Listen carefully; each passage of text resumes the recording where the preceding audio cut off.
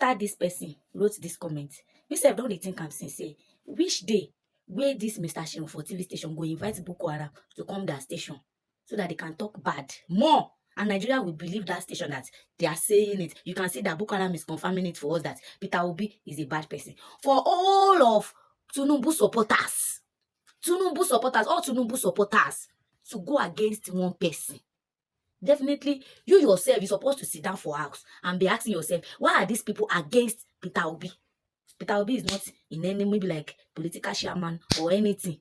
He's just a candidate for presidency 2027 election. See how Tinubu supporters going against him every blessed day. They don't have anything to say. Even if it is not that now eyes catch them, they fit talk say, you see that runs wey happen for Aso Rock, where they talk say the saga between Gbajabiala and Mr. DME. They fit talk say na Peter Obi send Mr. DME go that place. I swear to Almighty God, they fit talk am. If not be say face, eyes don't catch them, don't niche them like this. If not be so, they fit talk say na Peter Obi send that man go Aso Rock, make Gbajabiala put am for this thing. They fit talk am say na Peter Obi.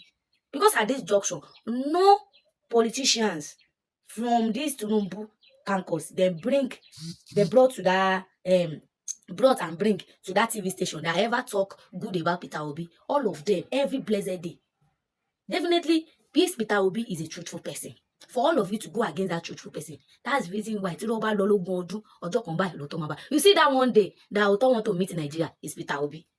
And lies have been going tay for Nigeria.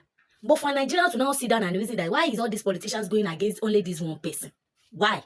But instead of them to sit down and talk and reason, a lot of them, they have used rice. They have used 5K, 20K to bribe them. A lot of you, they don't promise you the job where they not go give you. They don't use them, start out on our brain. But I pity me when I receive sense now, because very soon, this Mr. Seun for TV station go invite Peter Obi, go invite Boko Haram to come and talk against Peter Obi very soon. You will see. Wait and see.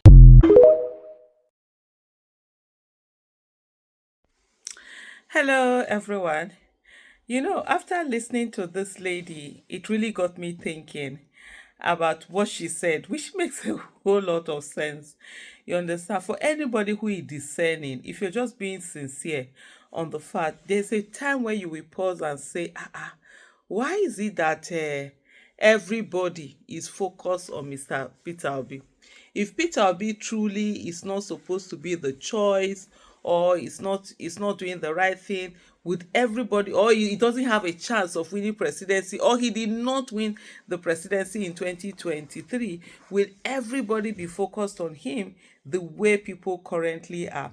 And you know, it also gives us a way to look at it from say that the fact that they are so invested and doing everything to bring this man down, that in itself should tell us that there is something, that is particularly here.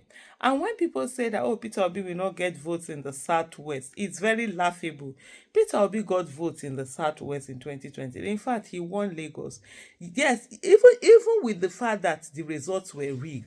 And this is the thing about numbers. There is a certain critical number that if you don't get it, you cannot rig to win. You can only rig to reduce the embarrassment, which was what was done with the Lagos, votes and a lot of other votes across, Nigeria.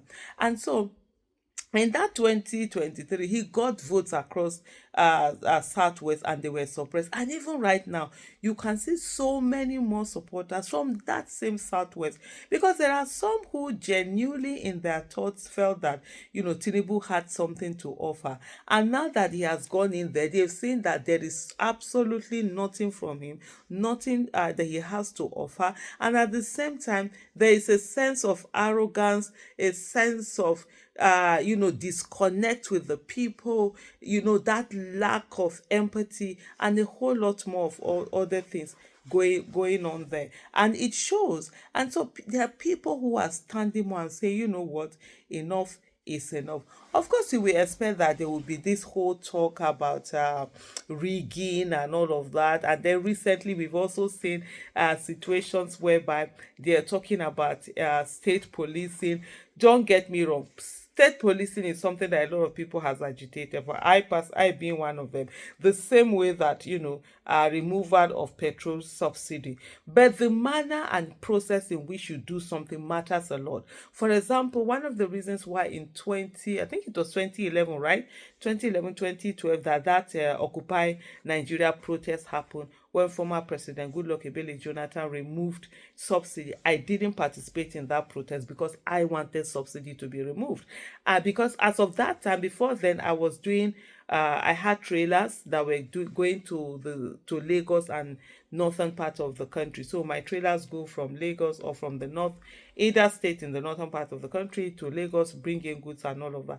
And we were buying diesel. There was no subsidy on diesel. And I felt, why are you subsidizing something that is being used for consumption, and the one for production, you're not subsidizing it? Because in everything, if you're looking at what do you call it now, vehicles that carry large amount of goods and services and all of that, they use diesel. Industries, diesel. Big engines, machines, diesel. So if you're not subsidizing that, why are you subsidizing, petrol? That was my own take on it, and I've always stood with the fact that subsidy to be removed.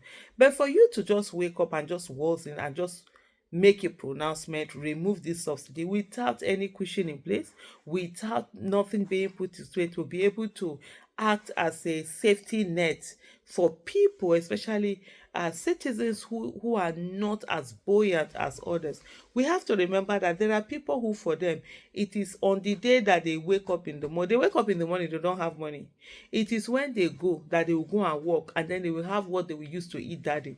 That's the real living from hand to mouth. There are a lot of people, that's their reality. Sometimes it is when they now go and work, then they will now buy some things and send home that they are going to cook and all of that. So those kind of people, what did you put in place for them to say that when you remove this subsidy, because it has its own effect, then, and then you cannot remove subsidy and you increase, electricity bill and all of that, and then you are not spending the money. So now more money is in your hand, which you have taken away from the people. And instead of you to use it to spend on the economy, for the economy, to be expanding, for you to be doing things, you're not doing any of this. You're sitting down on this money, you're buying luxurious things, you're buying yachts, you're buying presidential jet, you're renovating houses. In short, Kashim Shettima, that they renovated his house with over 20 billion naira. He didn't move into that house. That they renovated a vice president was living there. There's nothing wrong with that. Worst case scenario is okay, paint it. If you say, oh, some things were dirty, another one is coming, paint it. No, you didn't do it. They renovated it with 20 something billion. Up till now, they've not moved in. These are people's money. You've impoverished the people, you've made the people poor for you to continue to do this. So a lot of people have seen that, and definitely they are not voting for Tinubu. They didn't even vote for him before. Even in the northern part where he was able to get the critical number of votes he needed to rig election, they already say they are not going to vote for him. And it is just simple. That's why you see all of these attacks that are going on left, right, and center. But anyway, like I've always said, 2027 election is not going to be about between Tinubu, Peter Obi and Tinubu. It's going to be between Nigerians and Tinubu. Thank you for watching. Bye.